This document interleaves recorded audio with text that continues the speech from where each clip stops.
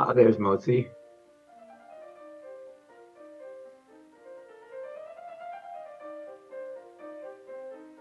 And there I am. Okay, give me a sec.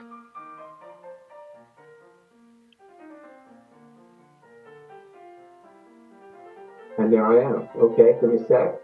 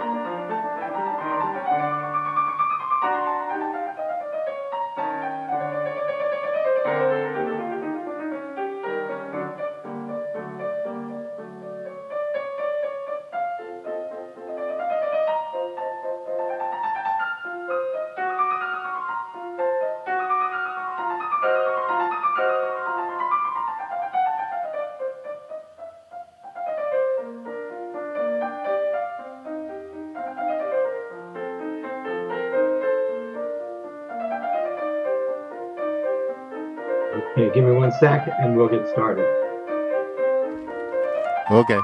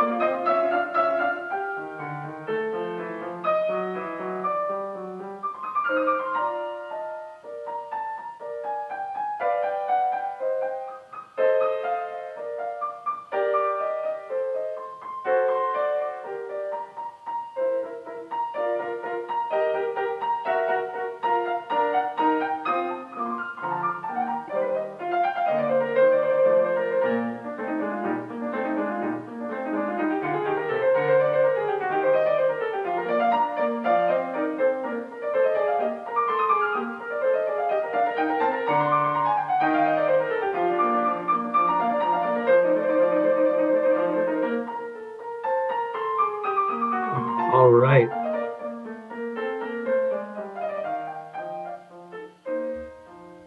Okay, hold on, Greg.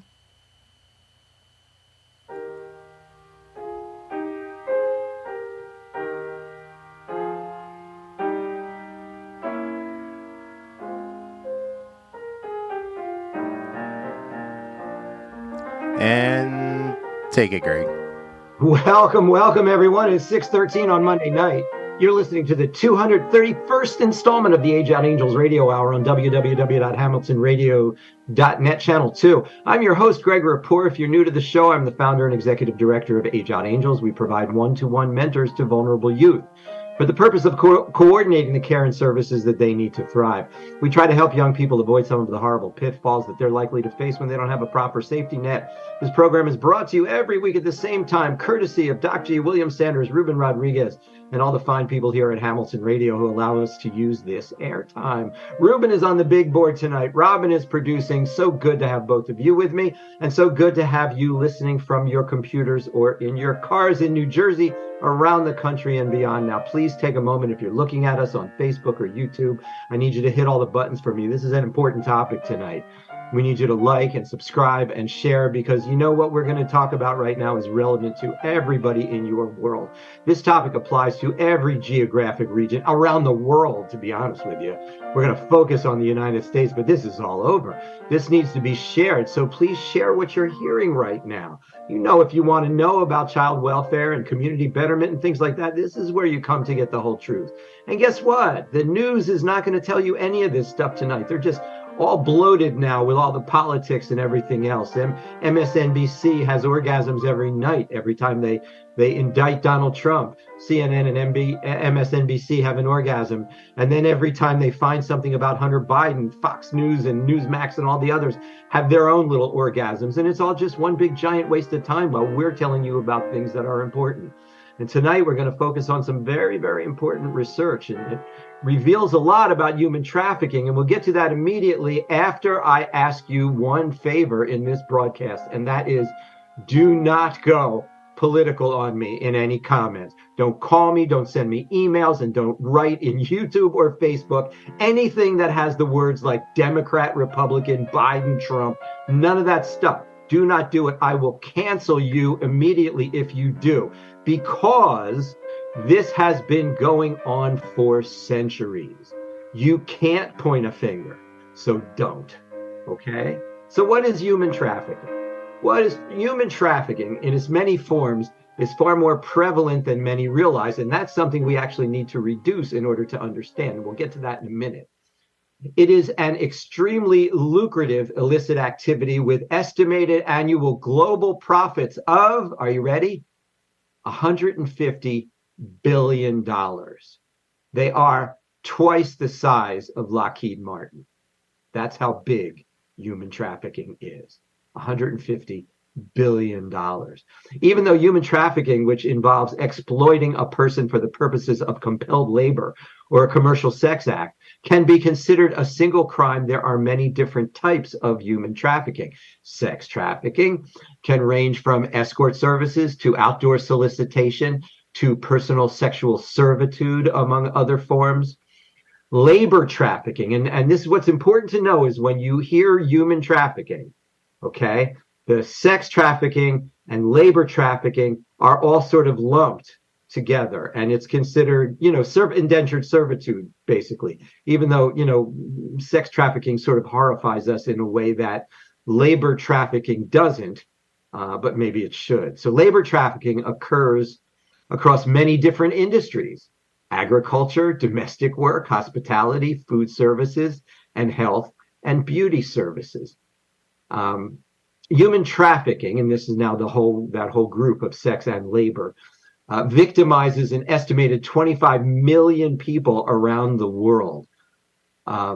25 million people, of whom 80% are victims of forced labor and 20% are victims of sex trafficking. So understand that when you're considering human trafficking, the portion of this that is sex trafficking is dramatically smaller than the portion of it that is labor trafficking. And that actually plays an important part, and we're going to talk about that as well in just a minute. Okay, so hold that thought. In the past 5 years, DHS, and I can't tell anymore if that's the Department of Human Services or the Division of Homeland Security, received 6,171 reports to their tip line regarding suspected human trafficking and child exploitation, and 4 tips and allegations regarding the suspected importation of goods produced with forced labor, forced child labor, prison labor, or slave labor. So what happens, you see, is when you take that number of 80% forced labor, 20% sex trafficking, and then you apply it to the United States, the balance shifts to a certain degree. And then what you find is a higher incidence of sex trafficking. And so, that's something that we have to consider when we talk about enforcement. Now, human traffickers and their victims, and it is important, can be of any age, okay? It can be 12, 13, 15, can be 85, 90, anything in between, any age, race, ethnicity, sex, gender, identity, nationality, immigration status, cultural background, socioeconomic class, and education attainment level. And my only editorial at that spot is a perv is a perv is a perv. If you're a rich perv, you're a poor perv, doesn't make a difference. A perv is a perv. Traffickers can be relatives, friends, politically connected in their country of origin, and operating alone or as part of gangs or transnational criminal organizations. Traffic $150 billion. You think there is an organized crime involved in this? Traffickers use various forms of force, fraud, and coercion to control and exploit victims. This might include imposing debt, fraudulent employment opportunities, false promises of marriage or a better life, psychological coercion, violence or threats of violence. Some human trafficking occurs entirely within the United States, while in other instances, victims move across our borders unaware that they will become trafficking victims. Yeah, I mean, that's the one where, you see an ad that says, models needed, or modeling contract or something like that. And of course, when the girl ends up overseas, they take her passport and put her to work in a sex club. The oldest story in the world, right? Why do people fall for it? And you got to wonder about a certain amount of this, when you're talking about what to do about it. A certain amount of this is like, why do people fall for it? It's not going to work. It's never going to solve their problems. Yet they fall for it over and over again. Human trafficking occurs in both legal and illegal industries and may intersect with other criminal activities such as drug trafficking, arms trafficking, gangs, violence, corruption, money laundering, domestic violence, rape, and sexual assault. Now, all right, so true that it's a global problem, but if you say the numbers in just a certain way, it minimizes the sexual aspect and minimizes the U.S. versus the whole rest of the world involvement. See, when we think of the U.S. and then we think of the whole rest of the world, we know they're more savage than we are, right? I chose the word savage on purpose because we are just more evolved than the whole rest of the world, right? So when they present it that way, it seems, perfectly sensible to go down sort of a misleading path, because what it suggests is that where we should be focused on is labor practices, when in America, what we need to be focused on is the sexual activity. The labor practices suck, but they don't necessarily, I'm going to hedge my bet here, cause traumatic experiences that ruin a person's entire life. You can work in a sweatshop when you're 10 years old and recover from it. I don't know if you ever recover from being repeatedly raped until the point where you accept being in the sex industry. But I'm getting ahead of myself. So let's move on through here. So here, what you have to do to cut through the bullshit or the clutter, is go back to the beginning. The report said $150 billion industry, 20% is sexual. So $150 billion, 20% is a $30 billion industry. That's almost half as good as Lockheed Martin. Okay. So here you have an industry that makes almost half as much as our single largest defense contractor. Defense contractor. Okay. They're making half as much money as that. And um, it sounds like it's minimized when you consider that only it's only 20%. We don't want it to be, you know, delegitimized in that way. It's not right to make $30 billion sound unsubstantial. And that's what happens when you present it as a percentage instead of as a dollar figure. That's how big the sexual component is. So the other 120 billion, I don't think should even be included in this calculation. And I'm not going to take it into consideration during this show. I want to talk about sex trafficking. It's a huge issue nowadays. I see all kinds of like crazy misinformation just flying all around. I thought maybe it'd be nice to set the record straight about some of this stuff. So in light of the following, DHS received 6,171 reports to their tip line regarding suspected human trafficking and child sexual exploitation. 4 tips and allegations regarding the suspected importation of goods produced with forced labor. This is a real $30 billion problem. Child sexual exploitation involves victimizing a minor for sexual gratification or some other personal or financial advantage. It includes acts related to child sexual abuse, material, pornographic images and video of children, transnational child sexual abuse, and child sex trafficking. A child cannot be charged with prostitution under federal law. When a child performs commercial sex acts, even if not forced, if no force, fraud, or coercion is involved, federal law considers that to be human trafficking. That child cannot be prosecuted. Similarly, other offenses involving the sexual exploitation of children are also criminalized under U.S. law. Each year, DHS forensically examines more than 3,000 terabytes of data in support of child sexual exploitation investigations. In particular, the permanency of child sexual abuse depicted in images and videos allows offenders to victimize children with each view.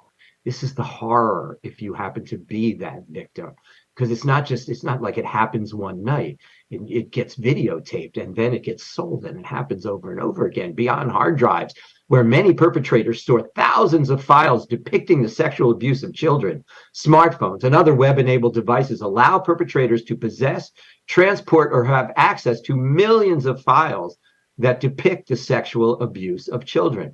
These web-enabled devices with digital cameras are in the palms of defenders' hands all over the world, allowing perpetrators to produce and share child sexual exploitation and abuse material almost instantaneously.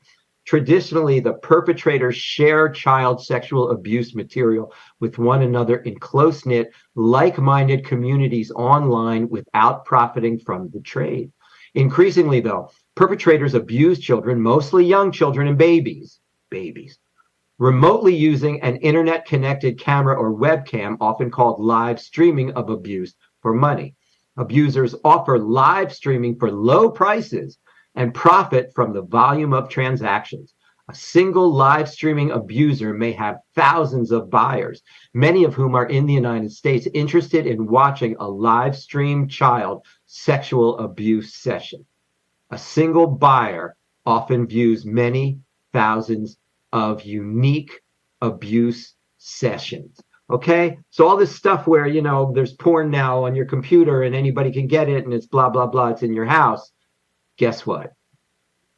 This is what goes along with that freedom. Child sexual exploitation costs little money or sophisticated technology to commit. Child abusers' early adoption of new, free, and widely available technologies and platforms often ensures difficulty in locating and rescuing child victims, as well as identifying and arresting perpetrators. More and more, these illicit marketplaces and communities of perpetrators exist on the dark web, where perpetrators connect using hidden networks and specialized software to operate with perceived anonymity. Dark web communities often require that perpetrators produce new child sexual exploitation and abuse material to gain access and achieve status in the community. So in other words, you can't just log on and be a part. be a part of the gang. That would make it easy if law enforcement wanted to monitor it. No, you have to produce materials to show you're deserving, of being in the gang, and that makes it difficult. Dark websites and forums can include manuals and instructions. People are so sick on how to evade law enforcement on non-dark web platforms. So the dark web is to evade law enforcement, but when you're on non-dark platforms, which happens all the time, I'm sure, you have to use technique that you have to be trained by someone else who, and when someone's training you to do this, and when someone's providing materials and stuff, that's like encouraging the process. When someone tells you how to do something, are they not, encouraging you to try it? It would just kind of seems like common sense to me. Investigators of child sexual exploitation are also concerned that end-to-end encryption will reduce the number of reports covered child sexual exploitation crimes that technology companies make to National Center for Missing and Exploited Children. So if you basically are using end-to-end encryption, the technology company won't be able to identify that to make a report to the National Center for Missing and Exploited Children. They have a cyber tip line. And actually, that's as mandated in the law. Technology companies are mandated to make those reports. But of course, whenever there's technology, there's somebody working around the clock to figure out a way to break it. So the National Center for Missing and Exploited Children is called the NCMEC, or NCMEC. The NCMEC, the National Center for Missing and Exploited Children. That's a nonprofit. Now, if they're a nonprofit, so they're not necessarily indebted to the government. They may then choose to make many of those reports available to law enforcement for further investigation.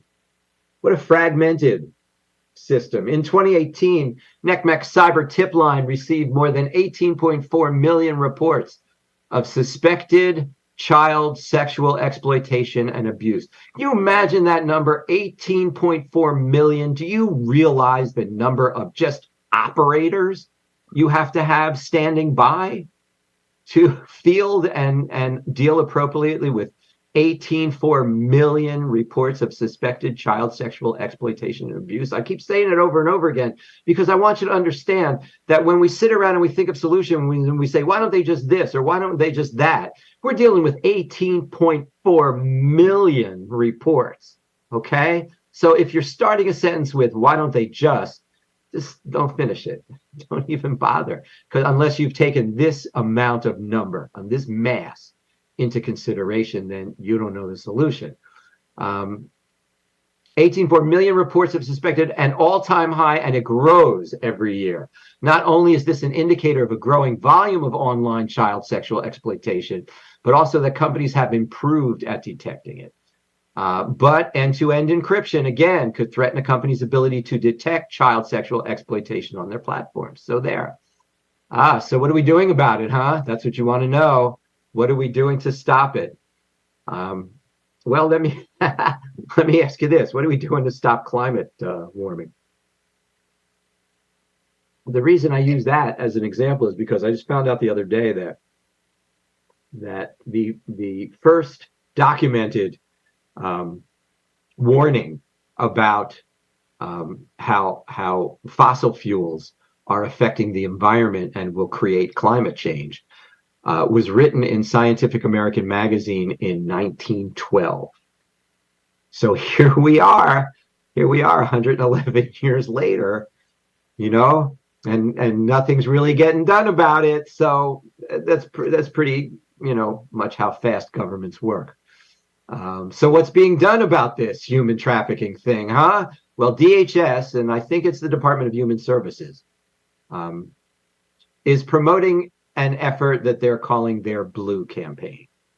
And this is their mission, to maximize national public engagement on anti-human trafficking efforts. Blue Campaign's educational awareness objectives consists of two foundational elements: prevention of human trafficking and protection of exploited persons. Okay? Seems simple enough. And I like that. I like keep it simple. I don't like it when it gets complicated. Pity that now it gets complicated. But, there's one in DHS, okay, there is a thing called the DHS Center for Countering Human Trafficking. I don't know if you've ever seen this. It's easy enough to find. It's on the DHS website. And so here's the problem with the federal government. All right. DHS has a website. Blue Campaign is a part of the website. Then there's a DHS Center for Countering Human Trafficking.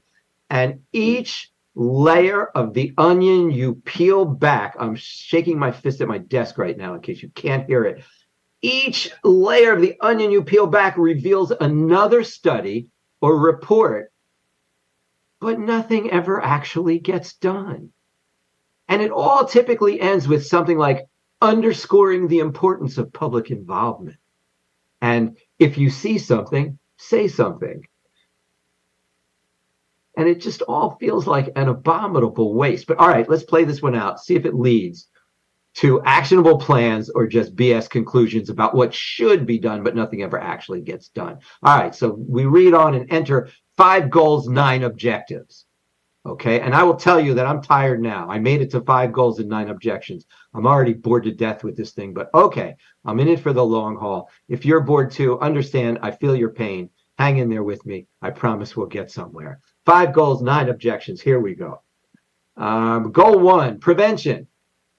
Reduce the threat by providing information and resources to specific vulnerable populations, schools, and community groups. Well, didn't they just say that, well, I'm not going to quote from it, but I believe that human traffickers and victims, and it could be anywhere. They could be anywhere from any family, any socioeconomic group, any community, any race, any ethnic. They could anywhere. It could be anywhere. It's probably your uncle. Sorry if you're the uncle of the person involved. But you know what I'm saying? It's so there. Reduce the threat by providing information and resources to specific vulnerable populations. Although I am going to tell you about a specific vulnerable population in a minute.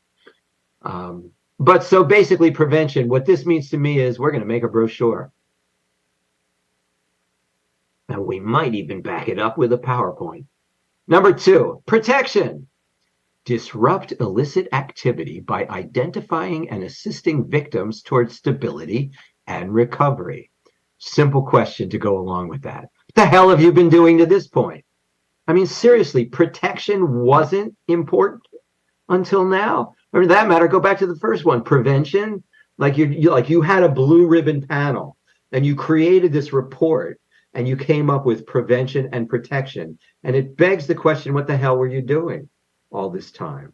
Number 3, prosecution. Leverage DHS, law enforcement, and national security authorities to investigate, take enforcement action, and refer cases for prosecution. I sound like a broken record, but once again, what the hell have you been doing? What have you been doing? Prevention, protection, prosecution. Way to go. You made a report. Number 4 and 5. 4 is partnership. Build strong partnerships throughout the Homeland Security enterprise as force multipliers across the nation. Yeah, they've been building partnerships for 150 years. There's 800 nonprofits in Mercer County where Age Out Angels is. Still waiting for the partnerships. Enabling DHS. That's number 5. Enabling DHS. Harmonize and organize DHS programs to allow for maximum efficiency and effectiveness in addressing these threats. Again, are they saying, God, we're a mess, but we can harmonize? Who the hell decided on that word? I mean, these things get poured over. So much human capital is spent on creating garbage like this, because I've been on the creation side of so many of these things. Although whenever I was on the creation side, I always thought, okay, now we're going to give this to somebody and action is going to happen. Of course, it rarely, if ever, does. But God, this is just beyond bad. It's beyond bad. And here, listen to this sentence, man. These 2 sentences as they're trying to sell this idea. Okay? listen to this carefully and don't start laughing till the end. When implemented, this strategy will, ready? Strengthen public safety and the security of the border, travel, immigration, and customs systems. It will also assist communities in becoming more resilient against these scourges. It won't do any of those things. And where's the information that would support that it would strengthen the security at the border? Where the hell did that even come from? And customs systems. Wow. So, I mean, then you go through their objectives. Objective, empower communities to resist human trafficking and child exploitation. How are you going to do that exactly? Like, what's the plan for doing that? Protection, identify, assist, and protect the victims of human trafficking and child exploitation. Listen to this. Authorities must work to build a victim's trust as part of their role of preventing. You can't use the word prevention and victim trust, victim, prevention, and in the same sentence. It just doesn't work. What were you preventing if you're dealing with the victim? Or what's the protection? It doesn't make sense. And now another objective is improve the identification and reporting of suspected illicit activities. Again, how? The people who are on the dark web are not going, oh man, I feel really bad, I'm going to report myself. But they make it so hard, I guess I'll just be a perv longer. That's not what happens. Treat victims as victims across all engagement and encourage other authorities to do the same, because we treat victims as criminals. That's what we do. We took the concept of innocent until proven guilty and used it as a hammer to beat the crap out of people who are sexually victimized. And you have to understand, if you're making an allegation that, he stole something off my porch, then it's perfectly, logical for a police officer to say to you, do you have any proof of that? And you say, yeah, here's the video from my doorbell that shows him taking it. And, there it is. There's kind of the proof of that happening. So we know who the victim is right away. But in these kinds of situations where frequently it's sort of a he said, she said kind of situation, traditionally the believability has always fallen on the side of the person being accused, and the person who was victimized has to prove that. Did you get a rape kit? Did you, oh my God, you took a shower? What were you thinking, right? All those things happen to people after they're raped that reduce their chances of being treated like a victim. I mean, it reduces the chances of bringing the offender to justice, but it really makes the people feel horrible. So I think of all this stuff, if they could just take that one thing out and make a big bumper sticker that says, stop treating victims like criminals, that'd be a good start. I'm thinking of Jeffrey Epstein and Ghislaine Maxwell and all those people who victimized, all those young girls. And we're actually going to get to some more of that later on.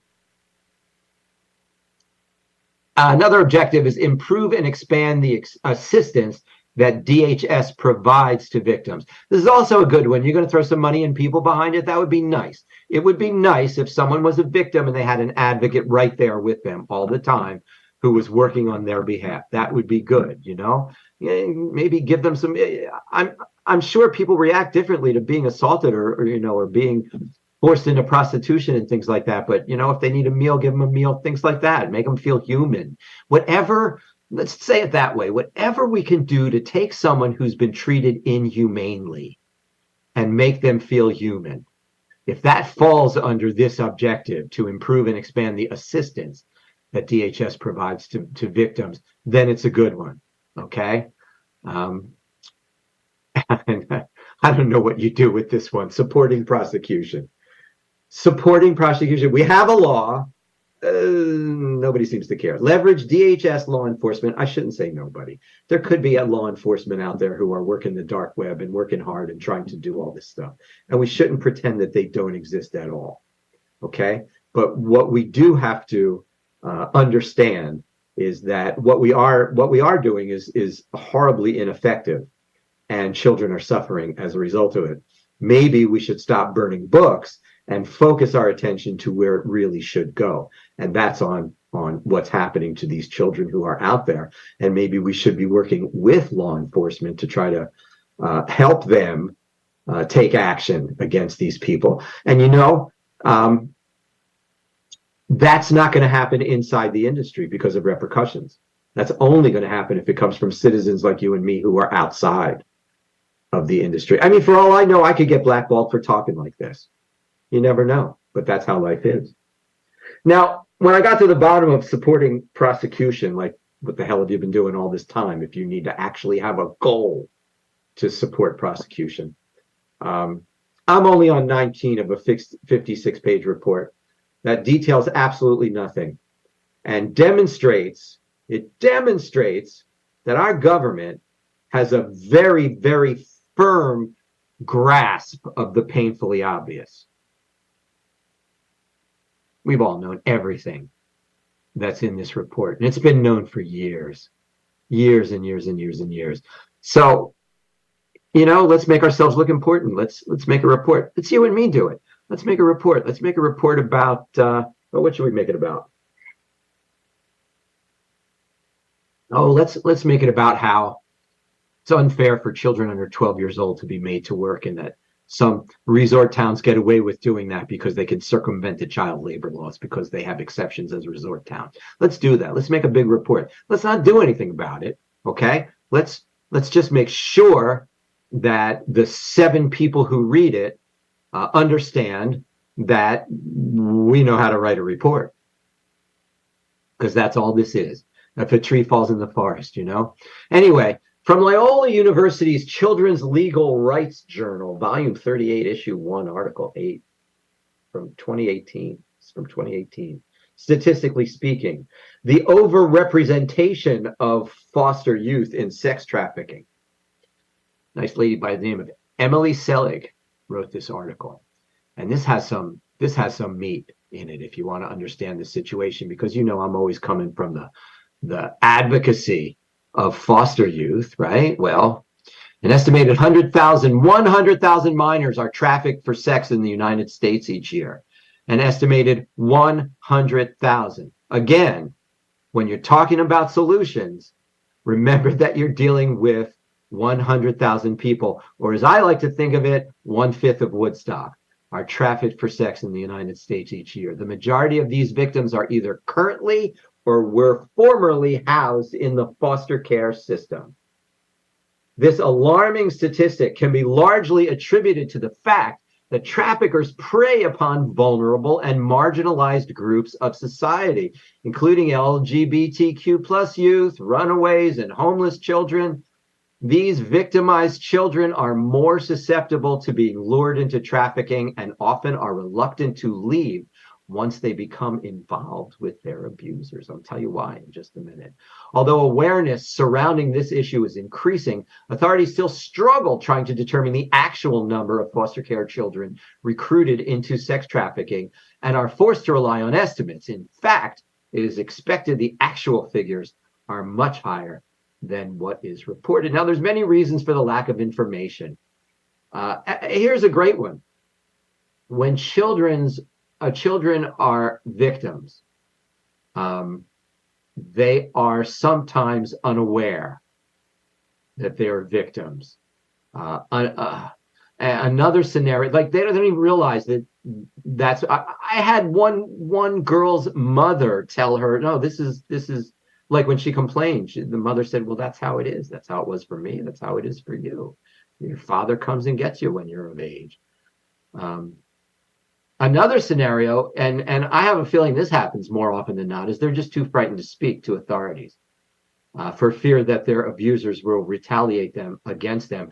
And I can tell you, this is anecdotal, right? This part isn't statistical, But I can tell you that every former foster youth or youth who've been sexually abused that I've spoken to, every single one who told me that they told someone in authority on the person who was abusing them got beat so badly after that they probably weren't even in school for a few days. The retaliation, it's not like you're going to go without dinner. It's like you're going to get locked in a closet for a weekend. The retaliation is severe, and you only have to get retaliated against that way once before you never speak up again. Okay? Even social norms that exist in at-risk communities are a contributing factor. And here, a social norm is what happened to that young lady that I was just mentioning, because her mother was actually setting her up for the father. She was creating the circumstance by which those two would be alone and the father could be abusive, And I will tell you also what happens in many of those situations. I see this all the time. I'll see like a 20-year-old girl with an 8-year-old kid, and she'll tell me a story of incest or boyfriend of the mother. Okay, that happens a lot too. She'll tell me that story, and I'll say, so is the child his? Like, is that who the daddy is? And she'll say, no. And I'll say, okay, you know who the daddy is? And she'll say, yeah. My older sister's boyfriend said he would protect me from my father. So he did, and my father didn't rape me anymore.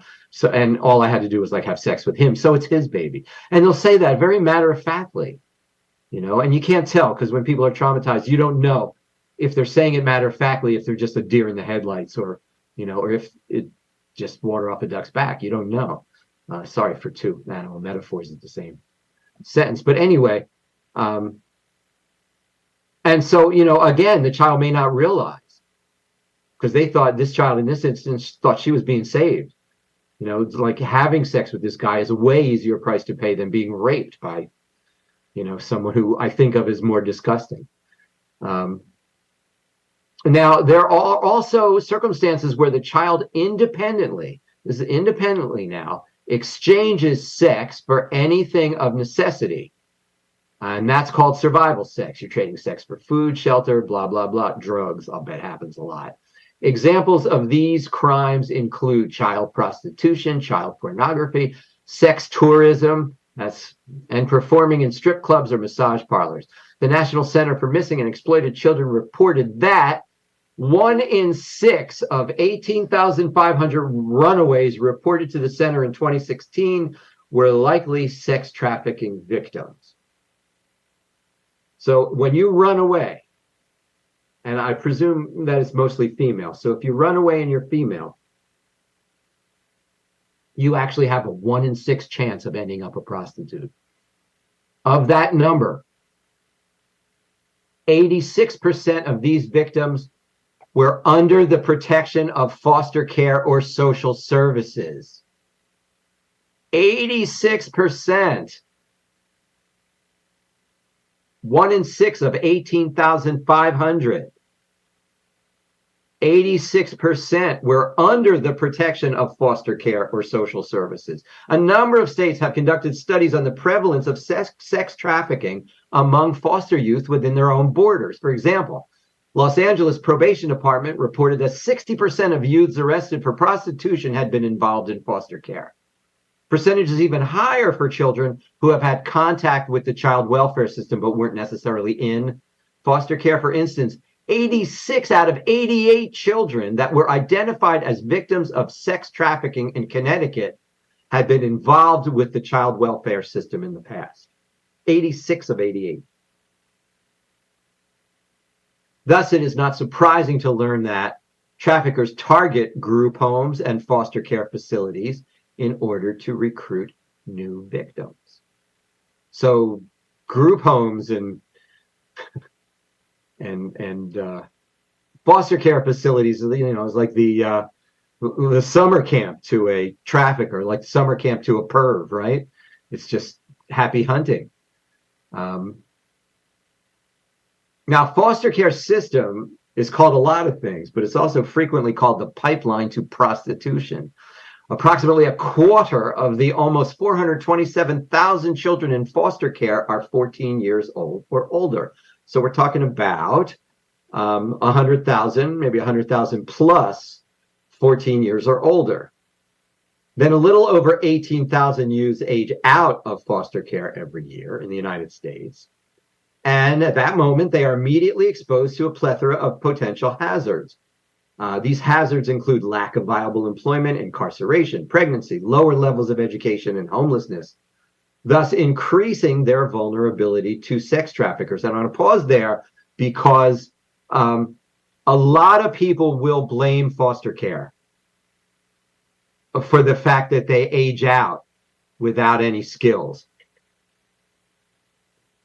And you shouldn't do that. You shouldn't do that. And I'm going to tell you why. Of the foster care caseworkers who I know, who I interact with on a regular basis, and I know quite a few,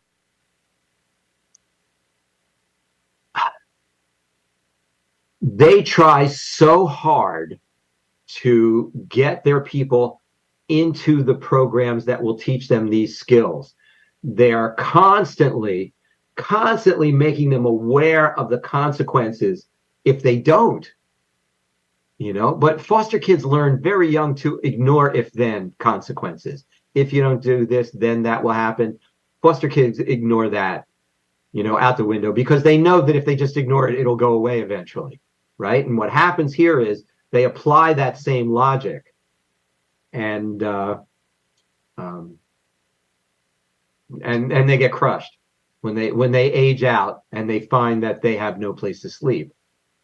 They get crushed right at that moment, because they're not prepared. And it's not foster care's fault. People in foster care they try really hard to do this. And the people in foster care would love to feel like when they send a child out into the wild, that they're sending them prepared. They would love nothing more than that. And it's the kids who don't give them that satisfaction, end up paying the price. In 2013, Ortiz Walker Pettigrew, retired child, that spoke on Capitol Hill about being a survivor of sex trafficking. Do you need me for something? Do you need me for something? Ruben, because your mic's on. Ortiz Walker Pettigrew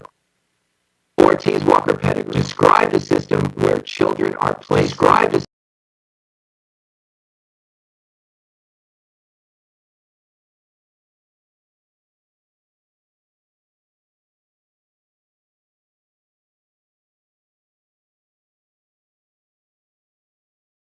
This is a person who lived the life. Okay, so let's not pretend that what she says isn't real important. Children placed in foster homes frequently encounter unfit foster parents who don't provide them with the necessary financial or emotional support. And as a result, these children soon identify with being used solely for financial gain. And once again, if you're a caseworker, what the hell are you supposed to do in the middle of the night? It's a system that was never meant to handle this load. Never meant. And then we throw it all in the caseworker, and we say, hey, what's wrong with the foster care system? Because they're already familiar with the feeling of being financially used by a foster parent. The foster child finds it all too easily to develop a relationship based on a similar dynamic with a trafficker. And now we're getting into the area of how unwittingly the foster care system actually is a feeder into the human trafficking, especially sexually exploitative human trafficking. So what's happening here is by the very nature of the way they're raised in the system, the children become more vulnerable to the methods used by people who would exploit them. In addition, children in the foster care system lack stability as they're uprooted to different households. Connecting with a pimp can therefore be alluring to minors who are seeking a consistent relationship. Once these children are groomed and made to feel indebted to their abuser, the relationship with the sex trafficker is cemented, and then it's hard to pull them out. All too frequently, the children describe their relationship with the trafficker as someone who cares for them like no one else ever has before. And think about that for a second. Does it matter to them that their pimp punches them in the mouth every once in a while? No, they got beat up every night by some drunk bastard. It was just a question of if they got beat up before or after they were raped. So that the system creates the feeder mentality that makes the foster child absolutely ripe for the environment. Between February 2014 and June 2016, researchers from Loyola University New Orleans Modern Slavery Research Project, they got MSRP, like that's the price of a car, Modern Slavery Research Project, were invited by Covenant House International, and 10 of their individual sites in the United States and Canada. We love Covenant House, to conduct a study of sex trafficking of homeless youth ages 17 to 24 in 10 different cities. MSRP researchers interviewed 641 homeless and runaway youth who had sought services at Covenant House's shelters. The interviews revealed that homelessness became prevalent after leaving foster care, and the youths reported that they felt vulnerable to the sex trade and sex trafficking as a result. Although they made up 21% of the sample, youths who had a history of involvement in the foster care system accounted for 29% of all sex trafficking victims and 27% of all youth engaged in the sex trade. So there, 641. You got to do the numbers, right? 641 homeless and runaway youth. But it doesn't give us that breakdown on, like it says 29% of all, 21% of the sample. So that gives us 120 or so. There's 120 human beings. We're talking about human beings here. When you're talking about a 29% or 21%, you don't feel it. You don't feel the humanity of it.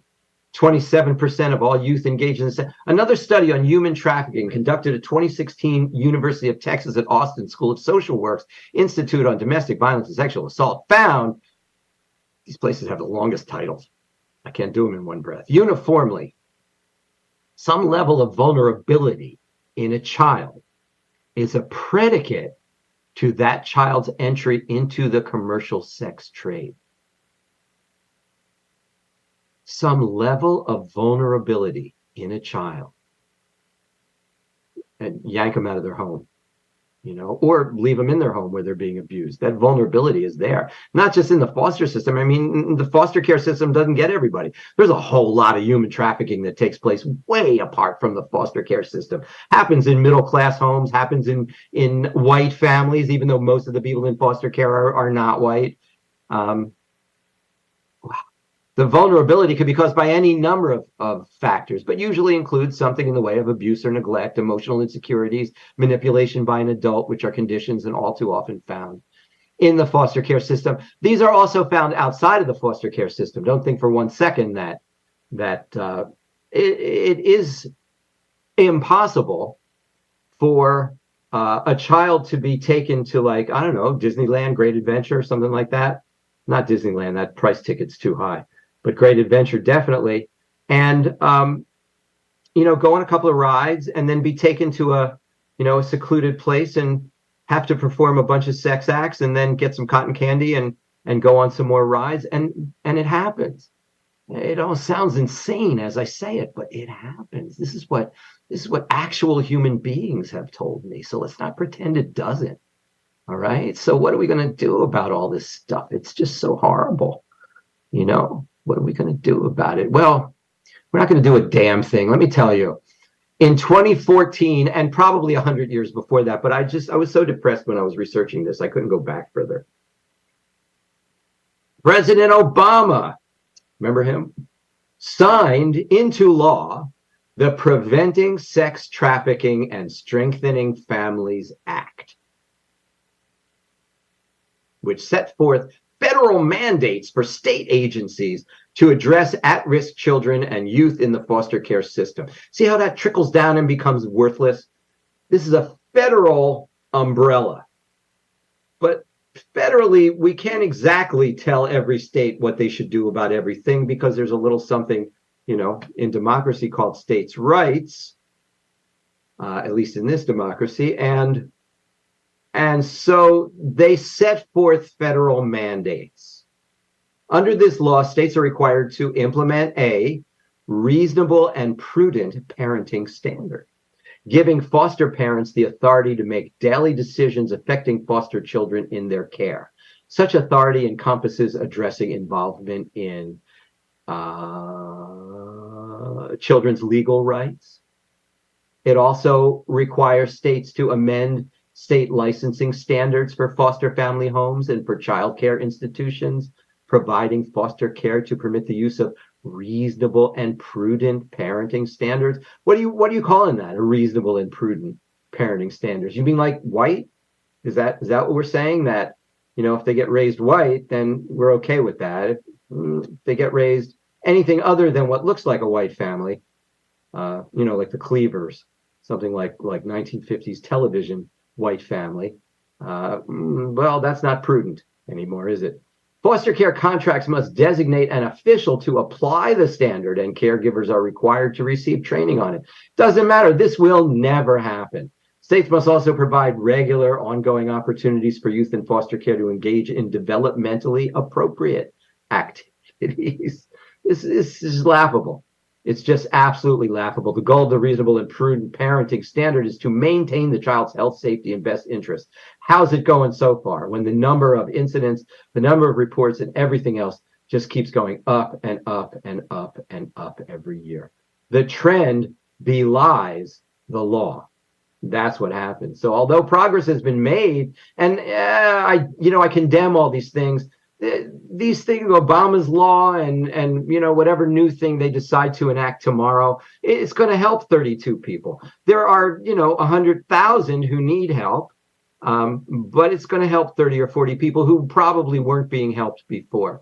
But one person who I adore, who's actually been a guest on the show, when I asked her if providing family supports would have helped her in her situation, she laughed and she just said, when they come to the door, my father would have put a gun on them and they would have just run away the way they did when she told on him and they came to the door and he put a gun in their face and they ran away and never came back. And then he beat the crap out of her and raped her. So there, that's how this crap gets solved. Unless, first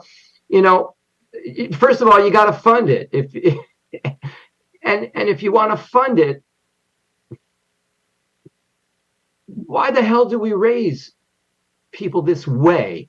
The point that I need to make here in my closing argument is that it's the way we go about raising children that is so poor.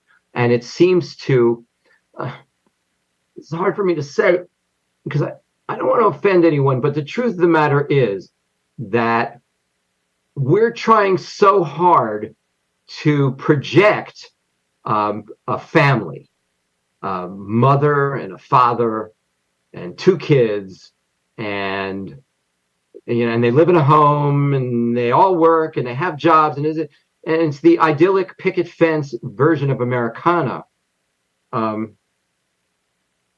But at the same time, while we're doing that, we've created a culture where that only exists in certain pockets. Okay?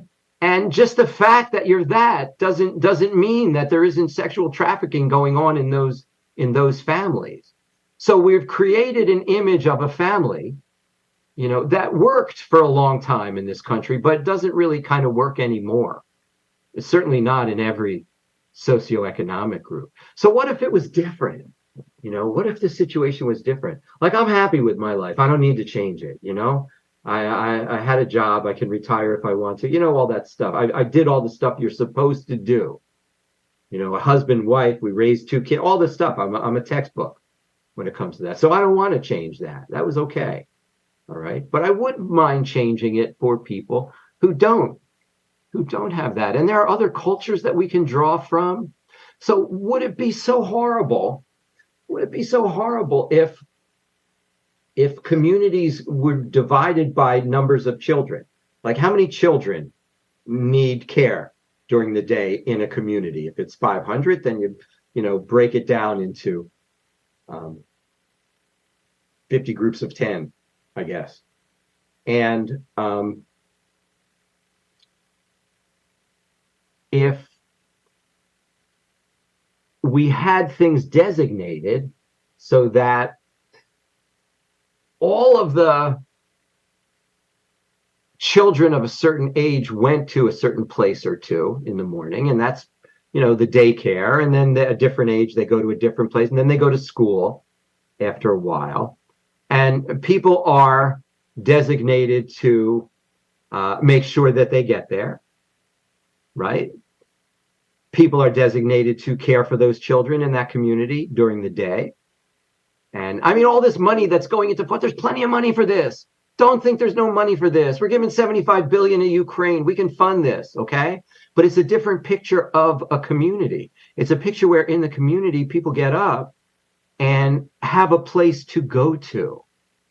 The adults all have a place to go to where they can earn money and be a productive part of what drives their community. The children all go to their places. There are people who monitor the children, and they don't do it for free. These are all things that, that get you paid so that you can support yourself. But this is what we need. We need this. Because, you could say, okay, the children all go to school. Like you make the plan, right? And you go, okay, these children go here, and these children go here, and these children go here. Now go, do it. And then underfund it. And then half the children don't go to the right place, and everybody's in the streets, and the plan fails. And people who oppose the plan in the first place turn around and say, see, I told you it's a failure. No, you got to do the whole plan. You got to put the whole thing together. So when you go to talk to community leaders and try to enlist the community's involvement, what are you telling them? Are you saying, boy, we got to try harder? I wish you guys would call the police more when something goes. It's stupid. It's just stupid. What we need is a different structure to enable these people to come forward. And then we need to undo things like redlining and promote businesses and communities to thrive, because this money will be entering that community and those people will have some money to spend. And I'll bet you dollars to donuts, if you look around the world, you can find other countries where things like that are just sort of done naturally. We've done a horrible thing in our country, and what we've done is separated the low earning socioeconomic class so drastically from the middle class that two things happen. First, the middle class gets fooled into thinking that they're actually closer to the upper class, which they're not. Middle class is way closer to the lower income earners than they are to the filthy rich. They just want to believe they're closer to the filthy rich because they can buy a car on time. But what that's done is create an entire other culture. That's what it's done. You can call it black culture if you want, but it's not. And there is such. There is such a thing as that. There's Black Twitter and stuff like that. But it's people who are not allowed in to a large degree. So what happened was, in this country, people came from other countries, right? And we ostracized them at first. No Irish welcome. Remember all those things. If you were part of an ethnic group, you brought your culture over from the old country, and then you did everything back in the day to assimilate into the American culture. And little by little, we were allowed in. We're not 100%, and that's okay with me. I don't really have a problem with that. If you know me that I believe that if you're the underdog, you have to fight with inferior weapons and still win. And see David and Goliath. So if I'm the underdog, that's fine. But not to that extent, not to the extent where you can't get a mortgage on a house. Not to what they did to people of color in this country. And so what happened is, in this country, a whole separate culture evolved because it had to. It had to. They had to have their people. People need purpose, so they created the purpose. But there was no such thing as a black culture, because being black isn't a monolith. It's not. You could be from a person of color could be from any one of 40 or 100 countries. There's no such thing as a culture that we created, and now there is such a thing, and it's very real. And so that's what we have to kind of get through and create a vehicle for children to grow up and thrive, and for adults to stop abusing and violating them. And then finally, this is my last word on the subject, and I'm going to end it on a horror thought tonight. But this is important.